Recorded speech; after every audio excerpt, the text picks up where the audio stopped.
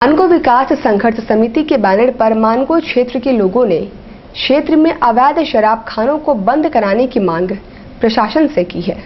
मानगो क्षेत्र में चल रहे अवैध शराब भट्टियों को तत्काल बंद कराने की मांग करते हुए मानगो के विभिन्न क्षेत्रों से आए लोगों ने जिला प्रशासन को ज्ञापन सौंपा है। उनका नेतृत्व मानगो विकास संघर्ष समिति के अध्यक्ष विनय सिंह कर रहे थे।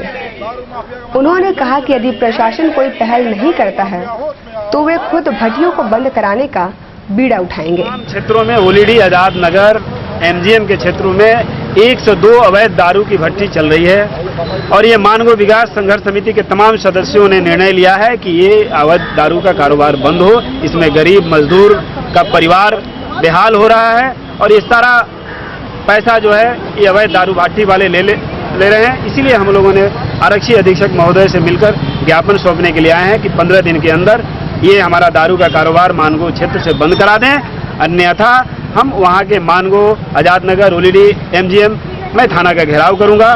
लेकिन मुझे विश्वास है एसपी साहब पर कि हमारी मांग को ध्यान देते हुए 15 दिन के अंदर ये मानगो में अवैध दारू का कारोबार। और ब्रेक के बाद एक बार फिर से आप सभी दर्शकों का खबरों में स्वागत है। वॉलंटरी ब्लड डोनेशन एसोसिएशन द्वारा आयोजित वार्षिक पुरस्कार वितरण समारोह में विभिन्न संस्थानों को पुरस्कार दिए गए।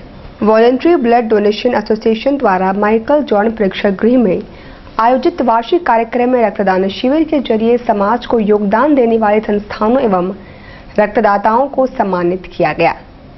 इस दौरान मुख्य अतिथि के तौर पर रुचि नरेंद्रन मौजूद थी। उनके अलावा समाज सेवी बेली पोधनवाला ने भी रक्तदान शिविरों में बढ़ चढ़कर भाग लेने वाले संस्थानों एवं एनजीओ को साधुवाद दिया। और राष्ट्रीय स्वयं सेवक संघ बारिडी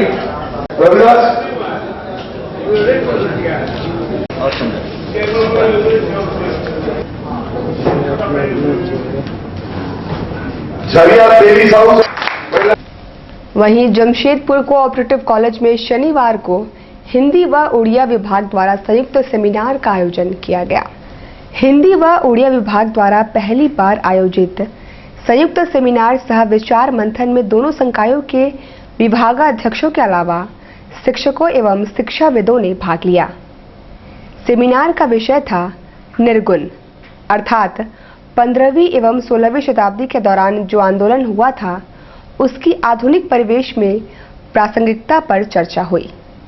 सेमिनार का संचालन हिंदी के विभागाध्यक्ष डॉक्टर विजय कुमार पीयूष ने किया। कोऑपरेटिव कॉलेज हिंदी विभाग एवं उड़िया विभाग के द्वारा संयुक्त रूप से 15वीं 16वीं शताब्दी में जो पूरे हिंदुस्तान के तमाम क्षेत्रों में, तमाम भाषाओं में जो निर्गुण काव्य आंदोलन, जो संत काव्य आंदोलन उत्पन्न हुआ था, यह उसके ऊपर विचार विमर्श, उसके पुनर्मूल्यांकन और साथ ही साथ उसकी प्रासंगिकता के संबंध में यहाँ पर हम लोग विचार विमर्श करने के लिए इकट्ठा हुए हैं। यह आपको बता दें कि जिस तरीके से यूरोप का पुनर्जागरण माना जाता है, 15वीं 17वीं शताब्दी के दौरान घटित हुए इस भक्ति काव्य आंदोलन को भी हिंदुस्तान का नवजागरण कहा जाता है, पुनर्जागरण कहा जाता है और उसकी प्रासंगिकता और किन सामाजिक, राजनीतिक, सांस्कृतिक स्थितियों में यह पैदा हुई उसके ऊपर विचार विमर्श करने के लिए और छात्रों को इसके संबंध में हेतु जानकारी देने के लिए इस सेमिनार का आयोजन किया गया है।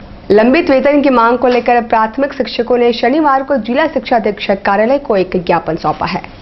उनका नेतृत्व अरुण कुमार कर रहे थे।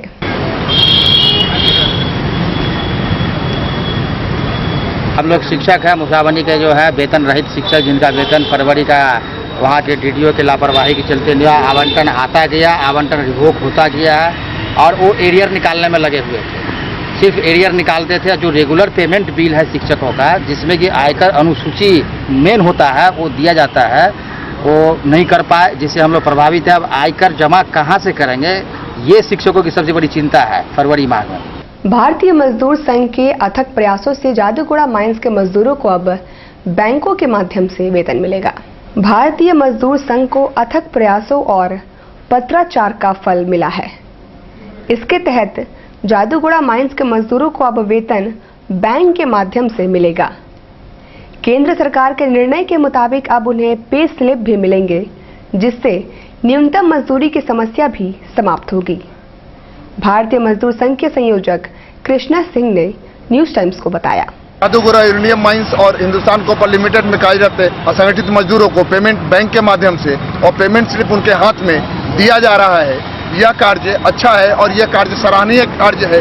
इससे मजदूरों की आर्थिक स्थिति सुदृढ़ होगी और इससे न्यूनतम वेतन जैसी गंभीर समस्या का समाधान होगा।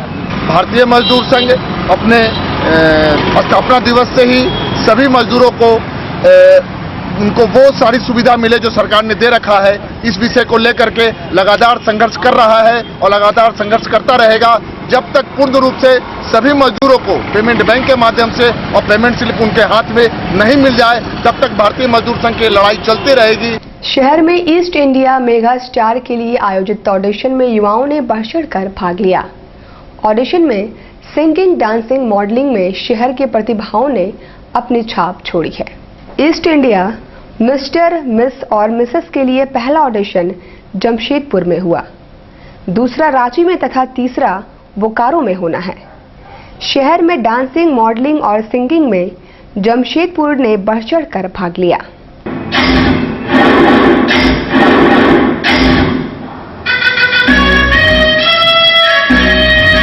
आज पर हम लोग भी मॉडलिंग कर रहे हैं एंड वो हमारी सीनियर रह चुकी है। वो मॉडलिंग करके वो एक्टिंग में गई है। बहुत ही अच्छे सीरियल्स में उन्होंने दिया, लाइक उसमें उनका मेन है बालिका वधू।